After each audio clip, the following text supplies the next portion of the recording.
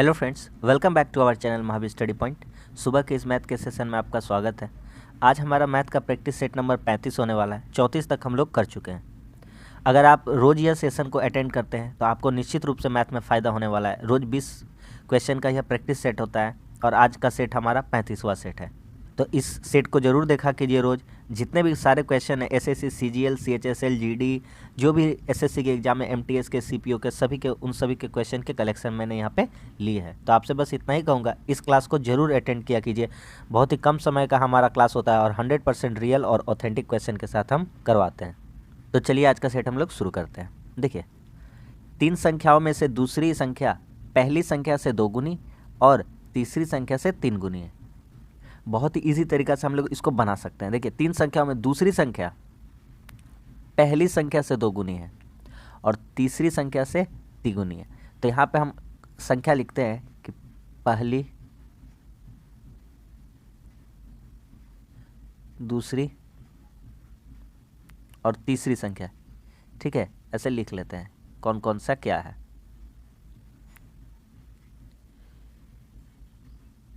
पहली, दूसरी, तीसरी कह रहा है दूसरी संख्या पहली से 2 गुनी और तीसरी से 3 गुनी है जो दूसरी संख्या है। तो मान लेते हैं तीसरी संख्या को मान लेते हैं, तीसरी संख्या है x। ठीक है, तो दूसरी संख्या पहली संख्या से 2 गुनी और तीसरी से 3 गुनी है, तो ये कितना हो जाएगा 3x। इतना कहानी क्लियर है? ठीक है, दूसरी संख्या पहली से 2 गुनी है तो पहली कितना रहना चाहिए था? 1.5।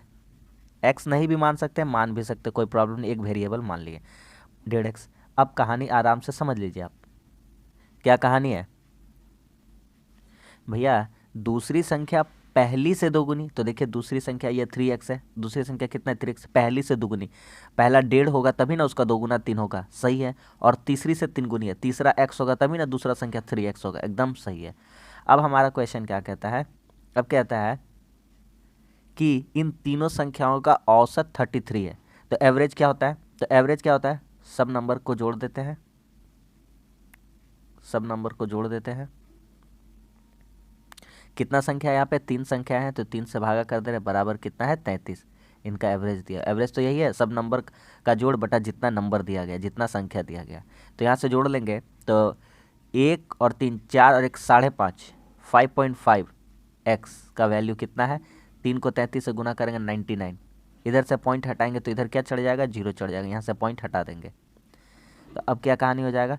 11 5 55, 11 9 99, 90। 5 से काटेंगे 90 को कितना बार में? 18 बार में। तो यहाँ से हम देख पा रहे हैं कि x का वैल्यू कितना आ जा रहा है? x का वैल्यू आ जा रहा है 18। तो हमसे कहा है सबसे बड़ी संख्या, क्या कहा है? सबसे बड़ी। तो सबसे बड़ी कहा है ना क्वेश्चन में, देख लीजिए क्या कहा है? सबसे बड़ी। तो आपको भी दिख रहा है सबसे बड़ी संख्या कौन सी है? दूसरी वाली है। कितना है? 3x है। और x का जगह में कितना रख देंगे? 18। तो 3 गुना 18 यानी कि कितना क्वेश्चन का आंसर हो जाएगा? तो क्वेश्चन का आंसर हो जाएगा 54। कितना हो जाएगा? 54। आ गया समझ में? बहुत ही शानदार क्वेश्चन था। इसी टाइप का क्वेश्चन एग्जाम में आएगा, जो भी आने वाले एग्जाम में पूछा जाएगा, निश्चित तौर पर पूछा जाएगा। अगला देखिए, 2 संख्याओं का महत्तम, समापवर्तक और लघुत्तम 21 और 84 है। 2 संख्याओं का अनुपात दिया गया। बहुत ही इजी क्वेश्चन है, बहुत ही इजी। HCF दिया है और LCM दिया है। HCF और LCM। HCF कितना है? 21 और LCM कितना है? 84। आप इजीली बताइए। अच्छा एक बात देखिए, यहाँ से 21 से कम 21, 21 चौका 84, यहीं से तो कहानी खत्म हो जाएगा। 2 संख्याओं का अनुपात 1:4। हाँ, इन संख्याओं का अनुपात 1:4 भी है। हाँ, 21 और 84 का मौसक 2 संख्या यही मान लिए 2 संख्या यही है। तो 21 84 का मौसक कितना आ जाएगा? 21। और 21 84 का लौसा भी कितना आ जाएगा? 21 84 का लौसा भी कितना आ जाएगा आपका? 84। तो ये संख्या सेटिस्फाई कर रही है, यही संख्या सेटिस्फाई कर जा रहा। तो कह रहा है दोनों संख्या में बड़ी संख्या कौन होगी? तो कुछ तो नहीं करना था, इसमें तो दिया हुआ है ऑलरेडी 84। दोनों संख्याओं में बड़ी कौन सी हो जाएगी? 84। क्या आपको ये कहानी समझ में आया कि नहीं आया? 2 संख्याओं का मौसा 21 है, लौसा 84 है। तो दोनों संख्याओं का अनुपात भी बोला था 1:4 में। प्रोसेस से भी इसको बना सकते थे कि अरे कोई दिक्कत नहीं है, कर देंगे तो क्या बात है। 2 संख्या 1:4 में है और दोनों का HCF कितना है? 21 है, मतलब इसमें भी 21 छुपा होगा और इसमें भी 21 छुपा होगा तभी ना, वही तो HCF होता है। देखिए ना इन दोनों में HCF क्या आ जाएगा, जो कॉमन मिलता है 21 मिलता है तो 21 HCF नहीं आ जाता। यहाँ से संख्या देख लेते तो कितना हो जाता है 21 हो जाता है, और यहाँ से कितना हो जाता है 84 हो जाता है। लौसा भी कितना हो जाता है, लौसा बड़ा वाला हो जाता है 84 हो जाता है, कहानी खत्म। इसलिए उतना दिमाग नहीं लगा जब बन गया। तो अगला सिंप्लीफिकेशन का क्वेश्चन है, सिंपल सा है। हम इसको पहले ब्रैकेट वाला को सॉल्व करते हैं। तो 4.5 माइनस 0.8 को 3.2 में भागा करेंगे तो आ जाएगा 4, और 4 को जब 5 से गुना कर देंगे तो 4 पचे कितना हो जाएगा 20। आ रहा कहानी समझ में। 3.2 डिवाइडेड बाई, भागा मतलब बटा कर देंगे, इंटू 5, तो हमारा आंसर कितना आ जाएगा, यहाँ से आ जाएगा 20। इतना दूर का कहानी कितना आ जाएगा 20, वही लिखे हैं 20, प्लस 3 गुना 4, पहले भागा काम होता है, बटा कितना कर देंगे 6। अब यहाँ से सॉल्व कर लेंगे, 6 दूनी 12, यहाँ पे हो गया आपका 4 और 2 6.5 हो जाएगा, और उसमें से 20 घटाना, लास्ट में जो 2 था उसको जोड़ लिया, प्लस में था, तो यहाँ पे कितना हो जाएगा 13.5, लेकिन माइनस में हो जाएगा। क्या चीज़ में हो जाएगा, माइनस में। तो इस क्वेश्चन का आंसर कितना हो जाएगा, -13.5। समझ में आ गया कि नहीं आ गया। अगला देखिए, ये क्वेश्चन पक्का एग्जाम में छपेगा। आप इस क्वेश्चन के लिए ऐसा टाइप का क्वेश्चन के लिए हमेशा से तैयार रहिए, ठीक है। कह रहा है 8 अंकों का संख्या है, क्या क्या संख्या है, संख्या है 2 0 7 4 x और y के लिए हम यहाँ जगह छोड़ देते, क्यों हम बताते हैं। सबसे पहले 88 लिखा। 88 का विभाज्यता का नियम क्या है भैया कि 8 गुना 11 से कटना चाहिए, ठीक है। तो पहले हम 8 को टारगेट करते हैं, देखते हैं 8 से कट रहा है कि नहीं, 8 से चेक करते हैं। तो 8 से विभाज्यता का नियम पता होना चाहिए, और 11 से। तो अगर आप रेगुलर बने हुए हैं तो इस टाइप का क्वेश्चन अब आपको समझ में आ रहा होगा। आज 35वां सेट है, सोचिए हर सेट में भी अगर लगभग ऐसा क्वेश्चन लेंगे तो कितना सारा क्वेश्चन हम लोगों का तैयार हो जाएगा। तो इस प्रैक्टिस सेट का फ़ायदा बहुत ज़्यादा है, आपका कंटिन्यूटी बना रहेगा, ठीक है। और रोज़ यह आपको 9 बजे मिलेगा, ठीक है। 8 से कटने का रूल है कि पीछे 3 ठो जीरो रहना चाहिए, पीछे 3 जीरो, या पीछे का 3 डिजिट, पीछे का 3 अंक कटना चाहिए, बस यही कहानी है। 3 अंक कटे, ठीक है। 11 से कटने का क्या कहानी है, तो 11 से कटने का कहानी है बता चुके हैं, जैसे 2 3, तो 2 3 कितना हो गया आपका, 2 5 7 7 4 11, तो इन सबको जोड़ेंगे, और 3 8 11, इन सबको जोड़ेंगे, 11 घटाओ 11 कितना आ गया 0। जब 0 आ जाए या तो 11 आ जाए, अल्टरनेट वाला को घटाकर, मतलब एक छोड़कर एक छोड़कर एक, ठीक है, एक छोड़कर एक, इसको घटाने से कितना आ जाए 0 आ जाए, या 11 बचे तो वह संख्या 11 से भागा हो जाएगा। ये कहानी समझ में आया। तो ये वाला सीख गए। तो बस अब पहले 8 वाला चेक कर लेते हो। तो यहाँ क्या बिठाएंगे भैया, 4 लिखा हुआ था, 4 2 0 7 4, यहाँ पे कितना था x था, और उसके बाद भी 4 था ना, x था, उसके बाद भी 4 था, y के लिए हमने जगह छोड़ दिया। यहाँ पे क्या बिठाएंगे, तो एक बात समझते हैं, 8 से भागा करना है, 8 से डिविजिबिलिटी रूल चेक करना है, तो 8 से कितना है 4y2, तो 4 2 यहाँ पे बीच में जगह छोड़े। तो यहाँ पे अगर हम 0 रखते हैं, कितना रखते हैं 0, तो 8 5 40, लास्ट में बच जाएगा 2, नहीं कटेगा, तो मतलब ये नहीं होगा। 1 रखते हैं तो 8 5 40, 12 बच जाएगा, नहीं होगा। 2 रखते हैं तो 8 5 40 2 22, नहीं होगा। 3 रखते हैं, 8 5 40 और 8 चौके 32। कहानी समझ में आ गया। तो यहाँ पे कितना रख पाइएगा, तो यहाँ पे कितना रख दिए थे 3, तो कितना रखना होगा, यहाँ पे 3 रखना होगा। इतना दूर का बात आपको समझ में आया, ठीक। कितना रखना होगा 3।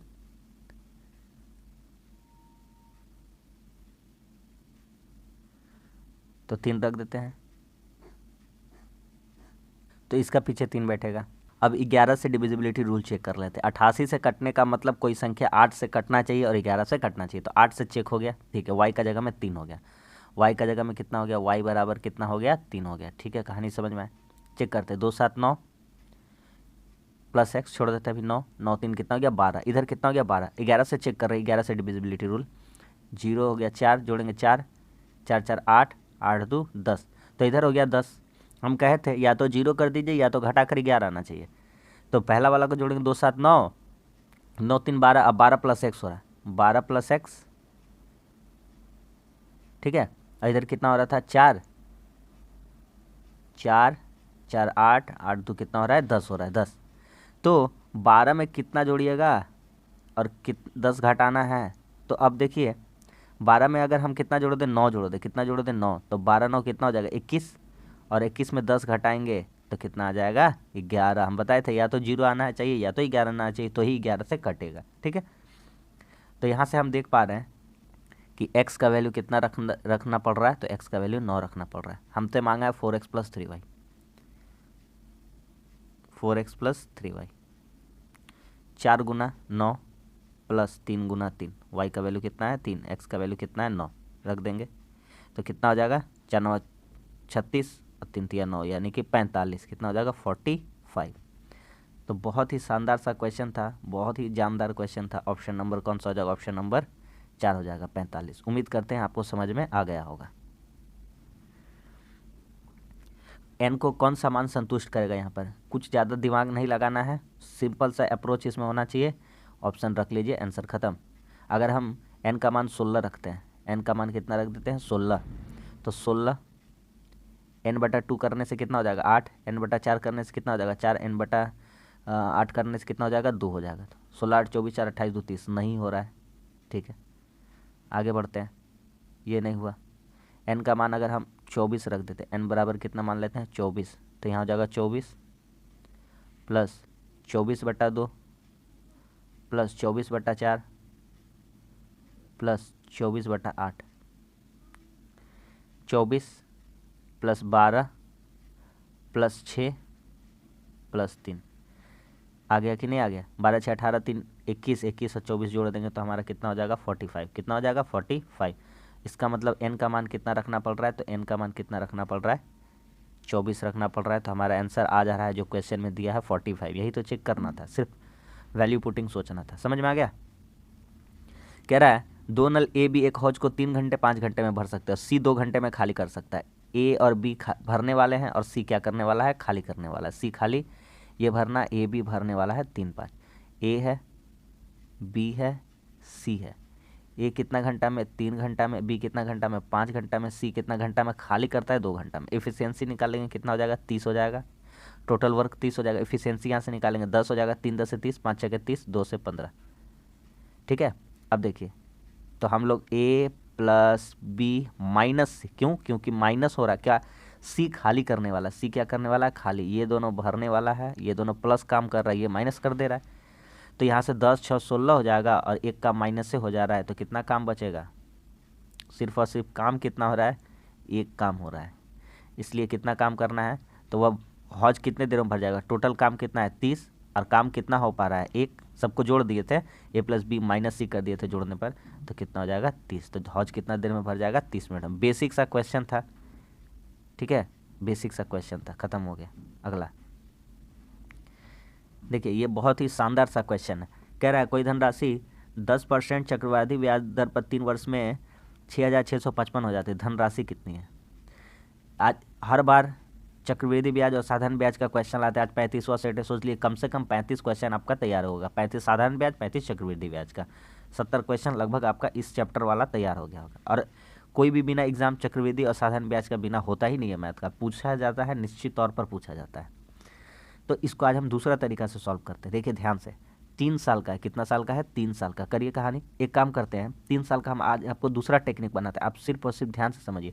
2 साल का कैसे होगा भैया, 10% और फिर 10%, इस पर दोनों पे ब्याज मिलेगा, प्लस भैया सिंपल सा एक बात बताइए हमको, 10% करके साधारण ब्याज 2 साल का रहता है तो कितना हो जाता है इंटरेस्ट 20%, हाँ या ना। तो चक्रवृद्धि ब्याज कितना हो जाएगा, तो 10 10 20 और 10 का भी 10% एक हो जाएगा, यानी 21%। तो 2 साल का इस तरह से कैसे निकलता है वो टेक्निक हम बता रहे हैं। तो 10 गुना 10, ये फॉर्मूला हम बहुत बार सिखा चुके हैं आपको क्लास में, अगर आप रेगुलर बने हैं तो आपको बहुत ही ज़्यादा अच्छा समझ में आ रहा। क्या होता है ए प्लस बी प्लस ए इंटू बी बटा 100, ये फार्मूला लगा देना है। तो 10 10 कितना हो जाएगा आपका, 10 10 हो जाएगा 20, और यहाँ से 100 100 कट जाएगा तो कितना हो जाएगा 1, 1 हो जाएगा यहाँ से, तो 20 और 1 यहाँ से कितना हो गया 21%। ये दूसरा साल वाला था। तीसरा साल का कैसे होगा, तो 21, अब 21% हो गया, प्लस कितना था 10, पहला वाला साल का 10%, इस पर भी ब्याज मिलेगा 21 गुना 10। अब आ जाते हैं हम लोग ये तीसरा वाला साल में आ गए हैं। कौन सा साल में आ गए हैं, तीसरा वाला। आज हम कहें तो आपको दूसरा तरीका सिखा रहे हैं। 0 0 कट गया, 21 और 10 को जोड़िए, कितना हो गया आपका 31, अब पॉइंट 31 प्लस 2.1, 31 प्लस 2.1,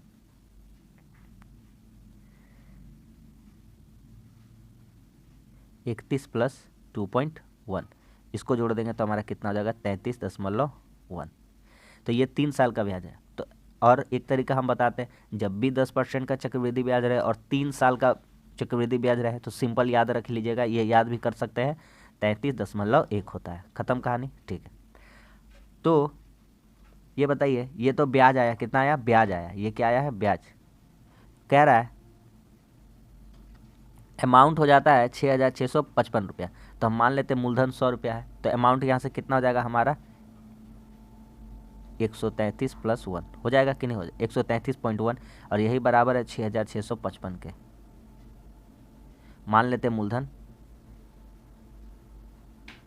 माना मूलधन कितना रुपया है, 100 रुपया है, तो अमाउंट कितना हो जाएगा, तो 100 गुना ब्याज कितना हो जाएगा, 100 गुना ब्याज, ब्याज कितना मिला है 33.1 रुपया। हाँ ठीक है, अब यही बराबर कर देते हैं इसके, तो यहाँ से काट काट लेते हैं, तो कितना हो जाएगा हमारा,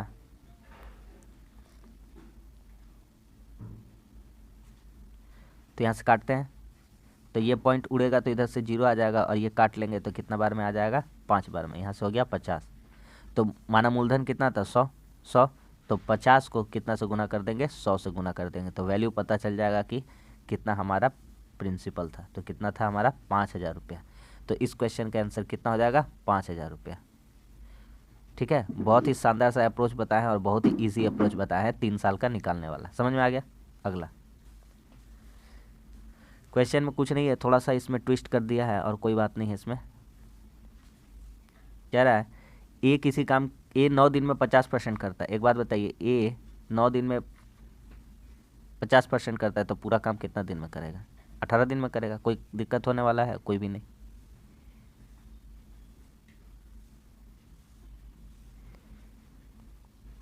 ए किसी काम को 9 दिन में 50% काम करता है तो पूरा काम कितना दिन में करेगा, 18 दिन में करेगा। समझ में आ गया। बी 9 दिनों में 25% काम करता है, 25% काम करने का मतलब 1/4, एक काम 9 दिन में करता है तो पूरा काम कितना दिन में करेगा, 36 दिन में। ये कहानी आपको समझ में आना चाहिए। ठीक है, सड़ा दरवाजा, ठीक है। 18 36 हो गया। ये 9 दिन में आप आधा काम करें 50%, इसका मतलब पूरा काम कब कीजिएगा, 18 दिन में। 9 दिन में आप 25% काम कर रहे हैं बी, तो पूरा काम कितना करेगा, 36 दिन में। 25% यानी 100% काम करने में 4 बार 25 25 25 25 4 बार है ना। तो 18 36 का कितना हो जाएगा, एलसीएम 36 हो जाएगा। 18 दूना 36 हो जाएगा, 36 से कम कितना हो जाएगा 36। तो कह रहा है यदि वे अकेले अकेले काम करते, यदि वे एक साथ काम करते तो 9 दिनों में कितना % काम पूरा होगा।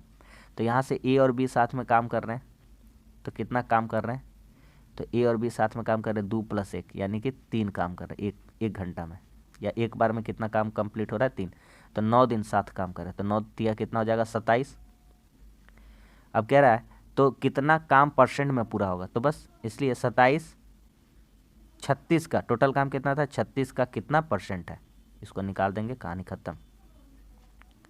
इसलिए यहाँ से आपको समझ में आ रहा होगा। 9 तिया 27, 9 चौको 36, 4 से काटेंगे 25 बार में, 25 तिया 75% काम पूरा होगा 9 दिन में। दोनों साथ में काम करेंगे। तो बहुत ही सिंपल सा क्वेश्चन था, थोड़ा सा ट्विस्ट कर लिया था, लेकिन इसी टाइप का क्वेश्चन देगा और इससे ज़्यादा क्या ही दे सकता है। उतना टाइप का हम लोग क्वेश्चन लगा लिए तो ये भी लगा लेंगे इजीली। एक त्रिभुज का क्षेत्रफल 15 वर्ग सेंटीमीटर और उसके अंतःवृत्त की त्रिज्या 3 सेंटीमीटर, इसका परिमाप क्या होगा। बहुत ही अच्छा सा क्वेश्चन, अगर कंसेप्ट याद है तो इजीली हम बना पाएंगे। सिंपल सा है कि इसका फार्मूला होता है, बिना फार्मूला का तो मेंसुरेशन होता ही नहीं है। कह रहा है एक त्रिभुज का क्षेत्रफल, तो हम जानते हैं, क्या जानते हैं, एक फार्मूला कि अंतःवृत्त की त्रिज्या, अंतःवृत्त की त्रिज्या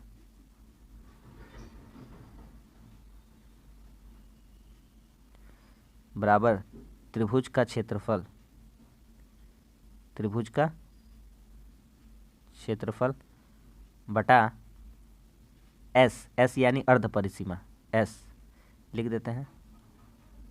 अर्ध परिसीमा बोलिए, परिमाप बोलिए, एक ही बात है, ठीक है। तो हम जानते हैं, तो बिठा देते हैं यहाँ पे। अब अंतःवृत्त की त्रिज्या कितना दिया हुआ है? तो अंतःवृत्त की त्रिज्या दिया हुआ है 3। त्रिभुज का क्षेत्रफल कितना है? 15। अर्ध परिसीमा उसको इंग्लिश में क्या कहते हैं? एस कहते हैं। तो यहाँ से हम निकाल पा रहे हैं 3 पचे कितना हो गया? 15। तो एस का वैल्यू कितना हो जाएगा? एस का वैल्यू हो जाएगा 5। एस का वैल्यू कितना हो जाएगा? 5। कह रहा है इसका परिमाप बताइए, परिमाप। तो ये है अर्ध परिसीमा, एस को कहते हैं अर्ध परिसीमा। एस को क्या कहते हैं? अर्ध परिमाप। कहे हैं ना ऊपर में, परिमाप आधा है, आधा है, एस मतलब आधा है, इसलिए परिमाप कितना हो जाएगा? 2 इंटू एस हो जाएगा। तो यानी 2 गुना कितना हो जाएगा? 5। 2 पचे कितना हो जाएगा? 10। तो इस क्वेश्चन का आंसर हो गया हमारा 10। बहुत ही सिंपल सा और प्यारा सा क्वेश्चन था। कंसेप्ट पता है तो बना लेंगे, नहीं पता था तो नहीं बना पाते। अगला, ये भी बहुत इजी क्वेश्चन है, बहुत ही इजी।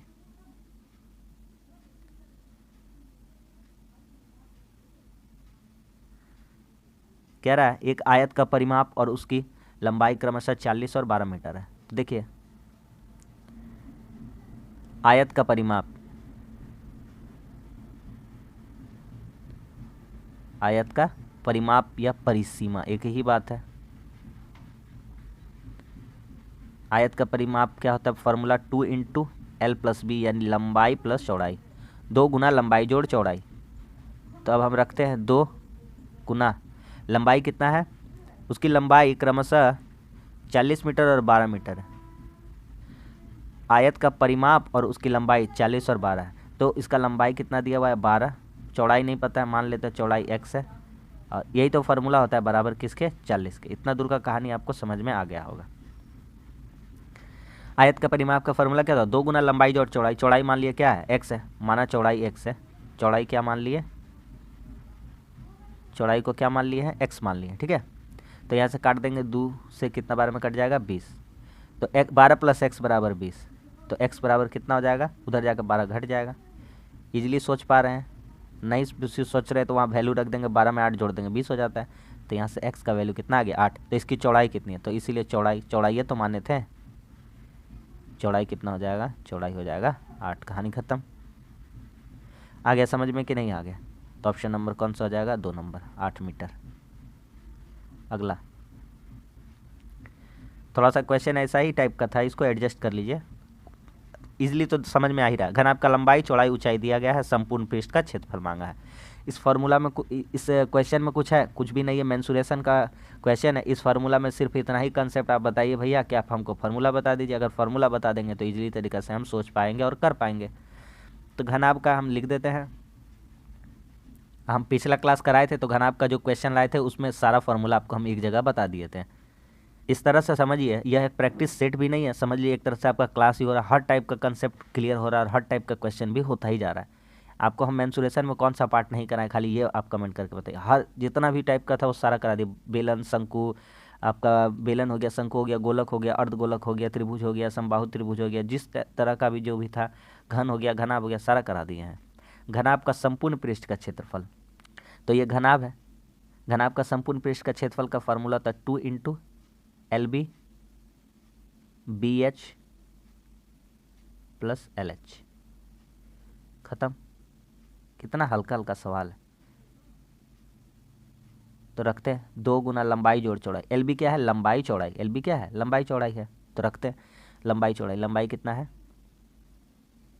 5 इंटू 2 प्लस चौड़ाई कितना है? चौड़ाई और ऊंचाई कितना? हाइट मतलब ऊंचाई, L मतलब लेंथ, B मतलब ब्रेथ, L मतलब क्या है? लंबाई, B मतलब क्या है? ब्रेथ यानी कि चौड़ाई, और H मतलब क्या है? हाइट, हाइट यानी कि ऊंचाई। ये तो कहानी आपको पता ही है। तो 2 गुना 5, BH रखना है तो 2 गुना 4, और LH रखना है यानी 4 गुना 5।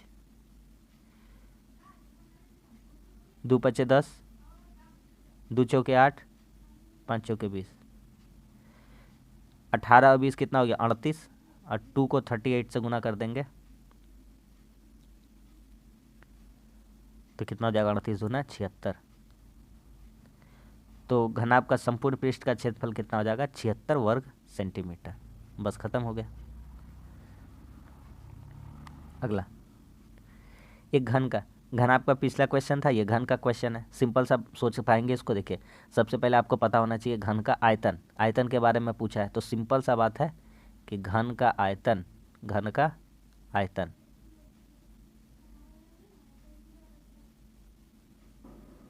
अगर आपको मैथ से रिलेटेड कोई वीडियो चाहिए किसी टॉपिक में तो आप जरूर कमेंट्स करिए और हम उस पर कोशिश करेंगे आपको जल्द से जल्द वीडियो देने का, क्योंकि आपका सारा एग्जाम अब सामने आ चुका है।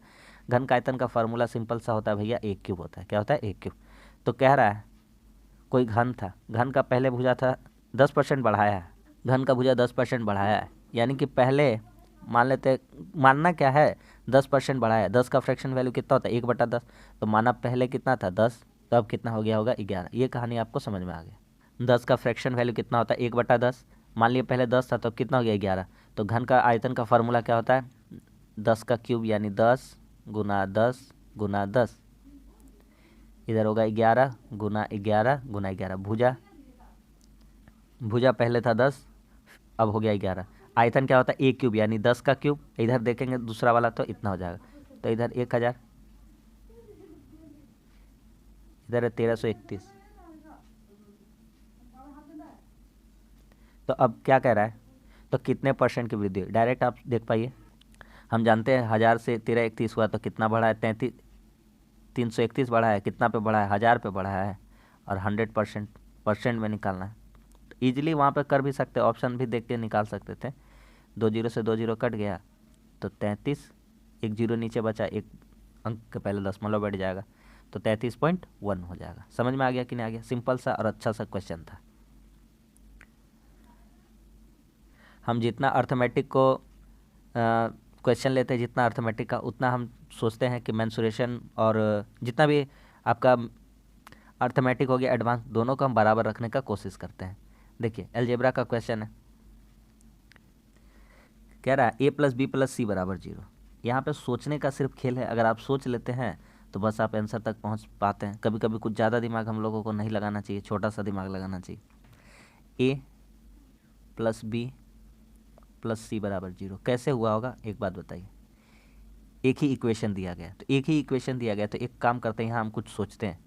अगर a का वैल्यू 1 रख दे, b का वैल्यू 1 रख दे और c का वैल्यू कितना रख दे, -2 रख दे, तो कहानी बात बन जाएगा। कैसे हो जाएगा, एक ए 1 रख देंगे, b 1 रख देंगे और c 2 घटा देंगे, तो 1 1 2, 2 में 2 घटा देंगे, कितना आ जाएगा, 0 आ जाएगा। अब क्या निकलना था, तो ये सही हो रहा है कि एक में एक, आप कुछ भी रख के देखिए, ऐसा रखिएगा कि पहला जोड़ दूसरा जोड़ और उतना ही घटा दीजिएगा जितना दोनों को जोड़ के आएगा, तो आपका कितना आंसर आ जाएगा, 0 आ जाएगा। आप 2 2 -4 भी रख सकते हैं तो कोई प्रॉब्लम नहीं है। तो a², तो a² का जगह रखिएगा, एक का वैल्यू, a का वैल्यू कितना 1, तो 1² हो जाएगा, प्लस b², 1 का स्क्वायर, प्लस c का स्क्वायर, c में कितना है -2 का होल स्क्वायर, बटा नीचे कितना ab, यानी 1 को 1 से गुना करना है, ठीक है, प्लस bc, यानी 1 को किससे गुना करना है, -2 से गुना करना है, प्लस ca, यानी c को a से गुना करना है, यानी -2 को 1 से गुना करना है। खत्म इतना दूर का बात, ठीक है। ऊपर में अब सॉल्व करते हैं क्या आया। ऊपर में देखिए क्या आया है, 1 का स्क्वायर 1, 1 का स्क्वायर 1, 2, कितना आया है 2, प्लस -2 का होल स्क्वायर कितना हो जाएगा, +4, कितना हो जाएगा +4, -4 नहीं कर देना है। नीचे कितना हो रहा है 1, 1 को 1 से गुना करेंगे 1, -2 को 1 से गुना करेंगे 2, और इधर कितना हो जाएगा, इधर भी हो जाएगा माइनस। तो ऊपर में कितना हो जा रहा है 6, और नीचे कितना हो जा रहा है 2 2 4 माइनस में और 1, तो कितना हो जाएगा -3, यानी 6 को काट देंगे कितना बार में, 3 से 2 बार में, तो -2 आ जाएगा। ऑप्शन नंबर 2 हो जाएगा। बहुत ही शानदार सा और इजी क्वेश्चन था, सोच पाए तो कर पाए। देखिए कह रहा है sin थीटा बराबर 11/15, sin थीटा 11/15। sin थीटा को हम लोग जानते हैं ना, sin थीटा क्या होता है, तो sin थीटा आपके लिए एक चीज़ लिख देते हैं यहाँ, देखिए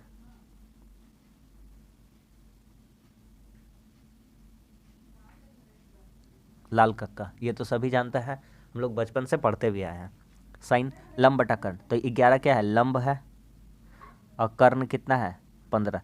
तो यहाँ से हम आधार निकालेंगे, क्या निकालेंगे, आधार। तो आधार निकालने का फॉर्मूला पता ही होगा, अगर आप रेगुलर प्रैक्टिस सेट में बने हुए तो आपको समझ में आ रहा होगा चीज़। तो आधार निकालने का फॉर्मूला क्या होता है भैया, तो 15 का स्क्वायर कितना हो जाएगा 225, 11 का स्क्वायर कितना हो जाएगा 121, इसमें घटा दीजिए और इसका ही रूट अंडर कर दीजिए। तो इसका रूट अंडर करिएगा तो कितना आ जाएगा 104, कितना आ जाएगा 104। और 104 का किसी का होता है रूट अंडर, 104 का किसी का नहीं होता है। तो इसको लिखेंगे 2 दूनी 4 और 26, 104। तो 2 कॉमन निकलेगा, ये कहलाएगा 2√26, कितना कहलाएगा 2√26, ठीक है। 104 को तोड़े तो अब आगे का कहानी, आगे में है sec theta minus tan theta. Sec theta क्या होता है, sec theta minus tan theta.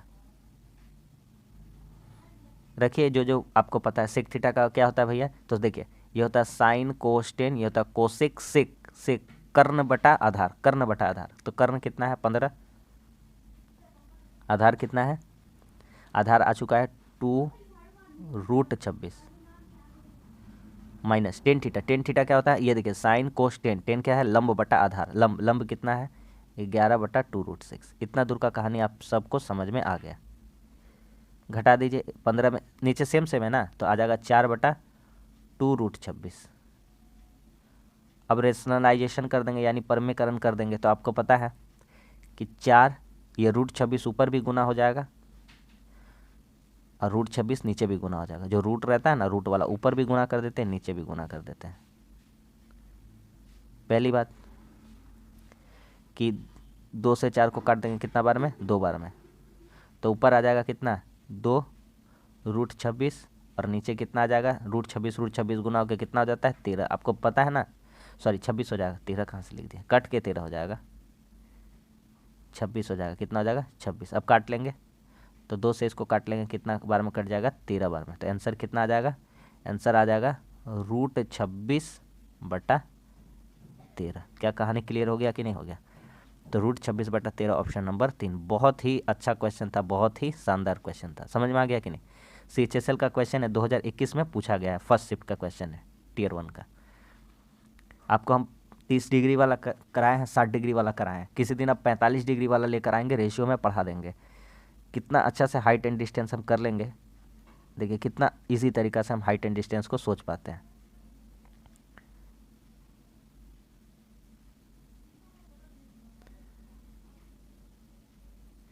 एक समकोण त्रिभुज बना ली। अब बताते हैं क्यों बना है। देखिए एक मीनार है, कह रहा है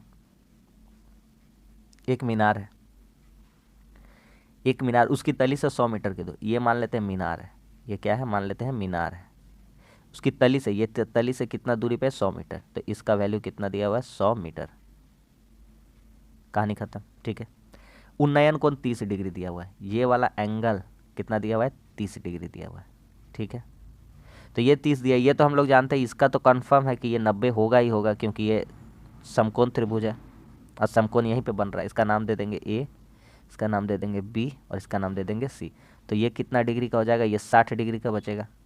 आपको रेशियो पढ़ाएं, अगर याद है तो आप मेरे साथ बोलिए। 30 का सामने वाला भुजा कितना होता है 1, 60 डिग्री का सामने वाला भुजा का मान कितना होता है √3, और ये कितना हो जाएगा 2, क्योंकि समकोण त्रिभुज में 2 का स्क्वायर हो जाएगा 4, 1 का स्क्वायर 1 और √3 का स्क्वायर 3, और 3 और 1 जोड़ देंगे तो किसके बराबर हो जाएगा, कर्ण के बराबर। यही तो फार्मूला जाते हैं कि कर्ण स्क्वायर बराबर आधार स्क्वायर प्लस लंब स्क्वायर। तो ये मान हो गया। तो 60 डिग्री का मान दिया हुआ है √3, तो यहीं पे दिया हुआ है मान कितना है, मान 100 है, 100, यानी कि √3 का वैल्यू कितना दिया है, √3 का वैल्यू कितना दिया है, √3 का वैल्यू दिया है 100। तो कह रहा है मीनार की ऊंचाई, क्या कह रहा है मीनार, यही है तो मीनार है ए बी मीनार। तो मीनार की ऊंचाई मांगा है, क्या मांगा है मीनार की ऊंचाई। तो मीनार की ऊंचाई 1, तो 1 का वैल्यू कितना हो जाएगा 100/√3। खत्म, समझ में आ गया। Option number 1 100/√3। अगला, एक कोणक अपने पूरक कोण की तुलना में 30 डिग्री से अधिक है। बहुत ही शानदार सा क्वेश्चन है, और आज हम ये वाला नया क्वेश्चन लिए हैं। ये भी पूछा जाएगा, पक्का पूछा जाएगा एग्जाम में, बहुत ही इंपॉर्टेंट क्वेश्चन है। अच्छा एक बात बताइए, पूरक कौन, सबसे पहले आपको पूरक समपूरक बता देते हैं। पूरक कहेगा ना, पूरक, पूरक यानी कि x प्लस वाई जोड़ के उसका 90 होना चाहिए। कितना होना चाहिए, 90। एगो एग्जाम्पल दिए कि x प्लस वाई दोनों दोनों कोण जोड़ करके अगर हम कह देंगे अच्छा यहाँ पे एगो ये ले लेते हैं, देखिए समझाते हैं। पूरक बोलेंगे बताइए 60 डिग्री का पूरक बताइए, 60 डिग्री का पूरक। तो कहिएगा टोटल होता है 90, टोटल कितना होता है 90 और 60 है तो और इसमें कितना जोड़ना होगा भैया, 30 जोड़ना होगा। तो पूरक कितना कहलाएगा, 30 डिग्री। अगला कहेंगे कि 70 डिग्री का पूरक बताइए, 70 डिग्री का पूरक। तो कहिएगा 70 होना चाहिए, पूरक मतलब 90, 70 है तो और कितना जोड़ना पड़ेगा, 20 जोड़ना पड़ेगा। सेम इसी का तरह सोच पाइए कि समपूरक, तो समपूरक यानी कि 180, कितना 180, इतना बस याद रखिए। तो कह देंगे 110 डिग्री का समपूरक कितना हो जाएगा, तो कहिएगा 70, कितना हो जाएगा 70, क्योंकि 110 और 70 को जोड़ देंगे तो 180। उम्मीद करते हैं आपको इतना कहानी समझ में आ गया होगा। तो बस सवाल लगा लीजिए अब।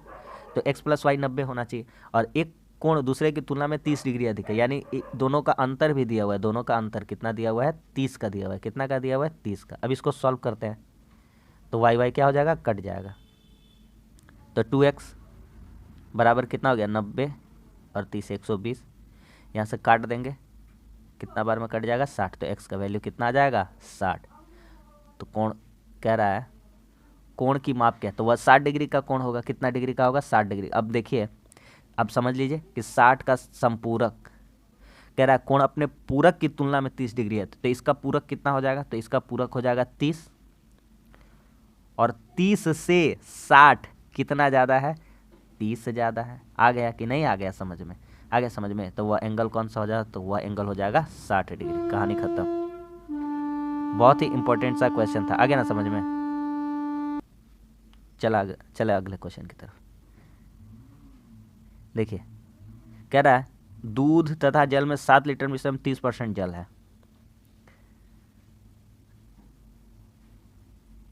मिश्रण है 7 लीटर का है, 7 लीटर का 30% जल है, यानी कि यहाँ पे लिखते हैं दूध, मिल्क, यहाँ पे लिखते हैं वाटर।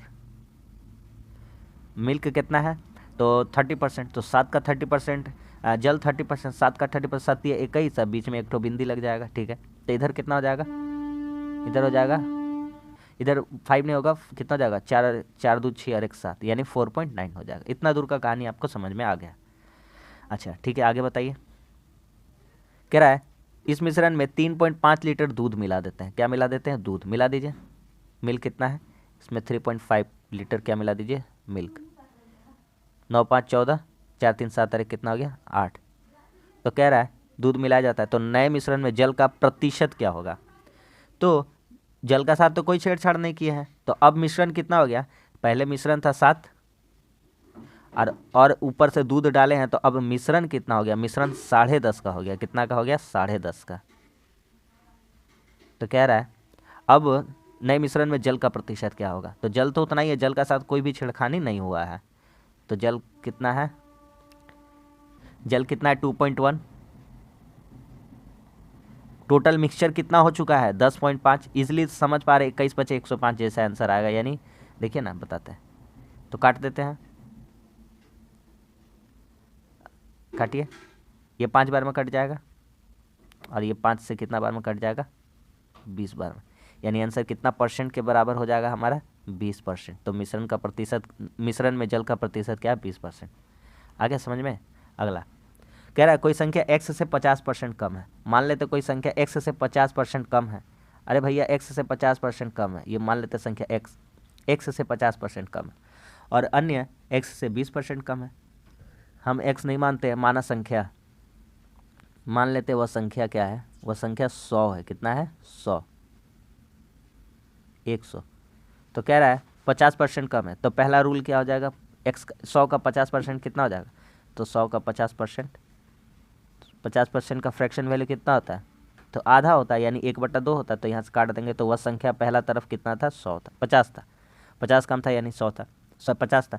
x से 20% कम है, यानी दूसरा कंडीशन x का 20% कम, यानी 20 का फ्रैक्शन वैल्यू कितना हो जाएगा, 1/5। तो मतलब 20% कम है, यानी 4/5 है वैल्यू, वैल्यू कितना है, 4/5 ही है। आ रहा है समझ में, तो कितना हो जाएगा, 5 20 से कट जाता है, कितना हो जाता है 80। अब क्या कहता है, तो कहता है दोनों संख्याओं का अनुपात कितना है, तो पहला तरफ से हो रहा है 50 और दूसरा तरफ से हो रहा है 80, तो दोनों का अनुपात बोला है। तो इतना बात समझ में आ रहा है कि नहीं, तो कट जाएगा 0 0, तो 5:8 हो जाएगा, कहानी खत्म। ऑप्शन नंबर 1 हो जाएगा। ठीक है, समझ में आ गया कि नहीं आ गया। बहुत ही अच्छा सा और इजी सा क्वेश्चन था। देखिए अगला क्वेश्चन, एक गाड़ी का मूल्य 15% वार्षिक दर से कम होता है, उसका वर्तमान मूल्य कितना है आपका, 4,33,500 रुपया है, तो 2 वर्ष पूर्व गाड़ी का मूल्य क्या होगा। अभी तक जितना टाइप का पढ़े होंगे आज ऐसा ऐसा टाइप से पढ़ा देंगे ना, ऐसा मतलब ट्रिकी बता देंगे ना कि आप इससे पहले ऐसा सॉल्व नहीं किए होंगे। ईजिली तरीका में बताएंगे एकदम। अच्छा, और ये क्वेश्चन भैया छपेगा एकदम 100% लिख लीजिए, ये क्वेश्चन जीडी का एग्जाम में छपने वाला है। एक गाड़ी का मूल्य 15% वार्षिक दर से कम होता है। 15% का सबसे पहले फ्रैक्शन वैल्यू निकालिए। 15% फ्रैक्शन वैल्यू कितना हो जाएगा, 5 तिया 15 और 5 20 से 100। कम हो रहा है ना, कम हो रहा है ना, तो 20 दाम था, 3 कम हो गया, यानी कितना हो गया, 17 हो गया। क्या यहाँ आपको समझ में आ रहा है, इतना दूर का बात समझ में आ गया हो तो बोलिए, इसमें कोई प्रॉब्लम है, कहिएगा कोई भी दिक्कत नहीं है, इतना दूर तक हमको बहुत अच्छा से समझ में आ गया। 15% वार्षिक दर से कम हो रहा है, 15% का फ्रैक्शन वैल्यू 3/20, कम हो रहा है, क्या हो रहा है, कम हो रहा है, यानी 20 पहले अगर दाम था तो अब कितना हो गया, 17/20।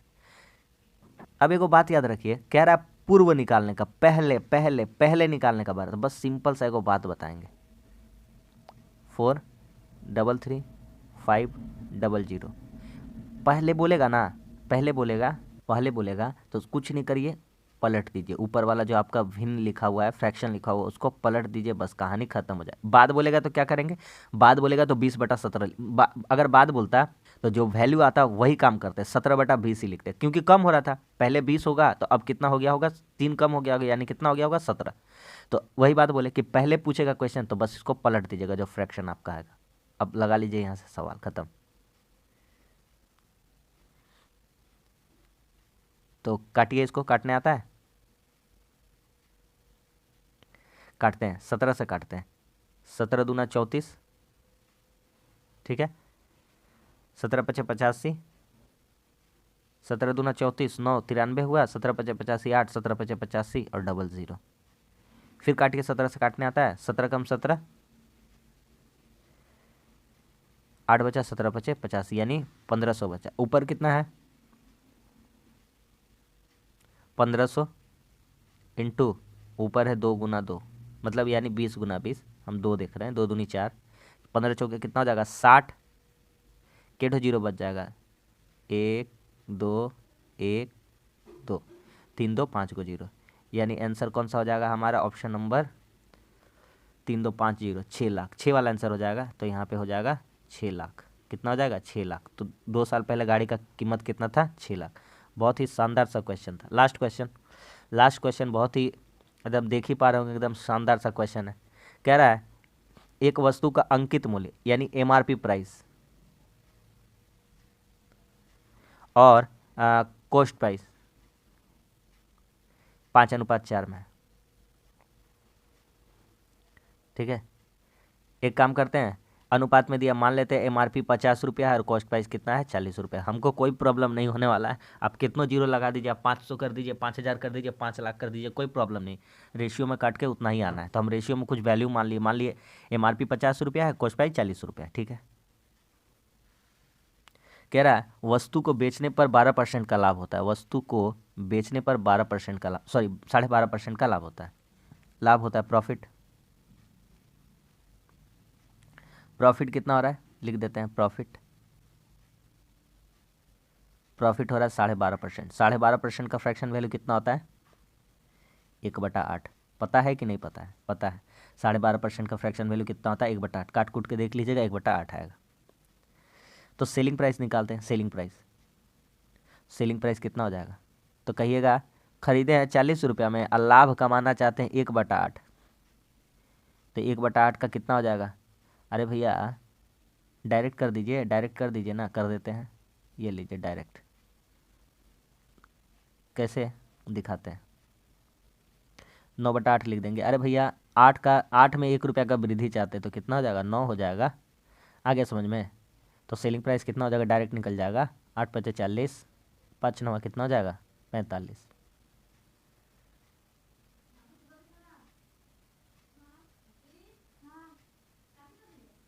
तो सेलिंग प्राइस कितना हो गया 45।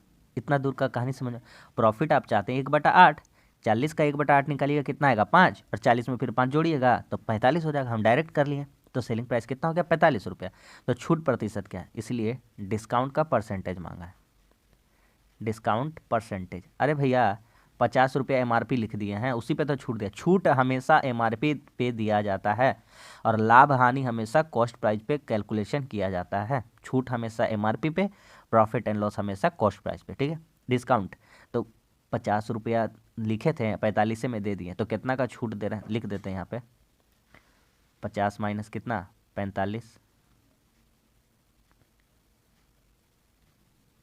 ठीक है। MRP पे कितना है 50 × 100, कर लीजिए यहाँ से सॉल्व। तो 5/50 हो जाएगा तो 10 हो जाएगा, 5/50 हो जाएगा यहाँ से। अरे इजीली यहीं से काट दें, 50 दूना 100, तो 5 दूनी कितना हो गया 10%। कितना हो गया 10%। तो इस क्वेश्चन का आंसर कितना हो जाएगा 10%। तो कितना परसेंट का छूट दिया जा रहा है 10% का। बहुत ही शानदार सा क्वेश्चन था, बहुत ही अच्छा। तो बस आज भी हमारा 20 क्वेश्चन कंप्लीट हो गया और बहुत ही अच्छा अच्छा और शानदार क्वेश्चन करा दिया। उम्मीद करते हैं आपको यह सेशन पसंद आता होगा। और हाँ, आपसे कहेंगे कि रीजनिंग में भी आप जुड़ा कीजिए। शाम 5:30 बजे से रीजनिंग का प्रैक्टिस सेट होता है, उसमें भी जरूर आप जुड़ा कीजिए। तो बस आज के लिए इतना ही। अगर वीडियो अच्छा लगा तो लाइक कर दीजिए, कैसा लगा यह कमेंट्स करके बताइए, और हमारे चैनल पर नए हैं तो हमारे चैनल को सब्सक्राइब जरूर कर लीजिए। मिलते हैं अगली वीडियो में, तब तक के लिए धन्यवाद। जय हिंद।